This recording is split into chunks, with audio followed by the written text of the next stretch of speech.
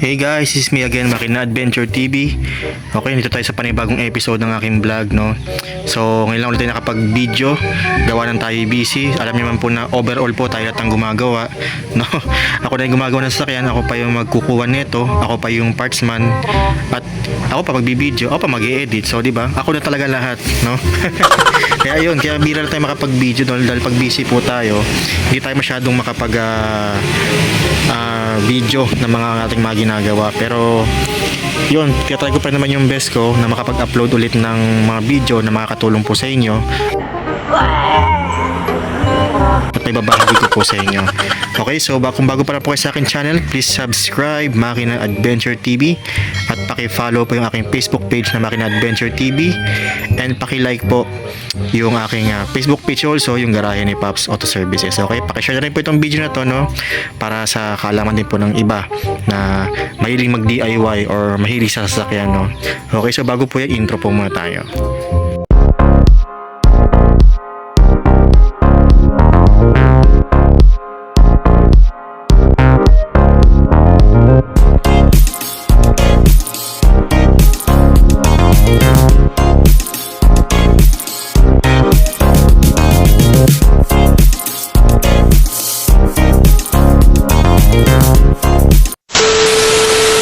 Okay, so ang video po natin ay tungkol sa pangilalim, okay?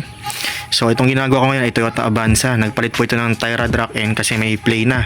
So kaliwat kanan po yan, no? Kaliwat kanan po yung plate natin na tie rod rack end. So ang video ko po ngayon ay kasi magpapalit po tayo ng shock absorber. Kaya kung mapapansin nyo, binaba ko na yung shock absorber. Ayan, ito yung shock absorber niya. Yan. Yan, so may problema ba itong shock absorber na to? So kung mapapansin nyo po itong shock absorber, wala pa naman siyang tagas, palinis pa naman. So hindi ano pa po ito, brand new pa itong ano niya. Sorry, hindi pala brand new, original pa po itong kanyang shock absorber, no? Genuine Toyota na Showa na brand. Okay, so ito po yung kanyang shock. So ang odometer na tinakbo nito ay 144K. So first na niya mapapalitan, no? So pag tinignan mo sa una, okay siya kasi wala namang leak, no? Minsan kasi hindi porket walang leak okay pa yung shock. Medyo matalbog na kasi yung bounce ng gulong netong Avanza, kaya chinek natin tong shock absorber. So tingnan nyo po, paano nyo malalaman ngayon kung palitin ang inyong mga shock absorber. So minsan nagpalit na kayo ng mga ibang parts ng pangilalim pero bakit matalbog pa rin.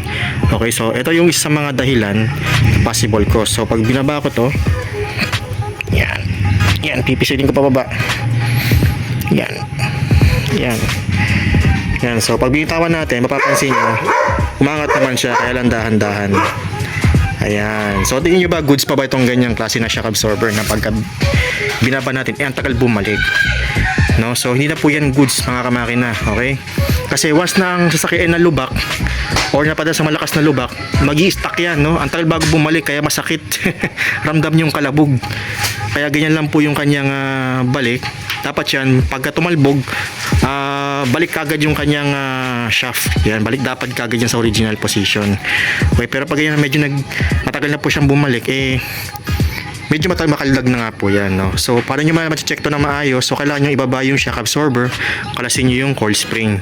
Okay, para ma-check na maayos at ma-diagnose na maayos kung palitin na ba o hindi ang inyong mga shock absorber. So ito yung sample guys ng shock na talagang wala na yan, no? Bagsak na. Hindi na siya bumabalik.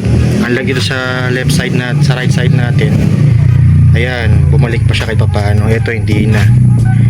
So palitin na talaga siya, no? Left and right po ang palit na itong shock absorber, mga kamakina, para pantay yung height niya pag delta natin. Okay, so ito talagang good decision na palitan natin yung kanyang mga shock absorber. So ito ipapalit natin dyan, itong KYB na brand. Yan, ito yung isang mga brand ng shock absorbers na ating pinagkakatiwalaan dahil sa performance nito, no? Medyo maganda yung bounce din ng KYB na brand, no? Kaya nyo po, hindi siya bumalik, hindi siya sumagit sa pinakataas. Bumabalik siya kaya lang dahan-dahan. Yan, kung papansin nyo, dahan-dahan lang siya umangat, to. Parang hindi na nga yata Yan, so hindi po gaya itong bago. Pag nirelease natin itong bago, i-release natin yung kanyang shock. Yan, medyo matigas, nalaban, kuha tayong basahan. Yan. Ayaw pahuli. Yan, tingnan nyo, ang bilis lang nyo mga So dapat ganyan po ang respond ng ating mga shock absorber. Ayan, so ganun po dapat, no, para madaling na maayos kung palitin ba itong shock, kasi mahal din po ang shock absorber. Ito po ay nagkakahalaga ng 3.7 yung KYB na binili natin, no. Okay, so okay din naman to. Yung mga client ako, ito ginagamit ko, KYB na brand. So as of now, okay pa naman yung kanilang mga sasakyan. Okay pa naman yung mga bounce. So hindi po ako nag-endorse ng KYB, pero ito kasi yung ginagamit ko na brand. Pati sa motor ko na KYB ko, kung papanood yung vlog ko, trinay ko yung KYB ng pang Aerox version 3, version 2. Okay, so goods pa rin naman siya sa akin. Yan, so yun lang po yung aking video na meron ko nakuha sa aking bagong episode ng vlog, no. Please share itong aking video, Makina Adventure TV, at maraming pong salamat.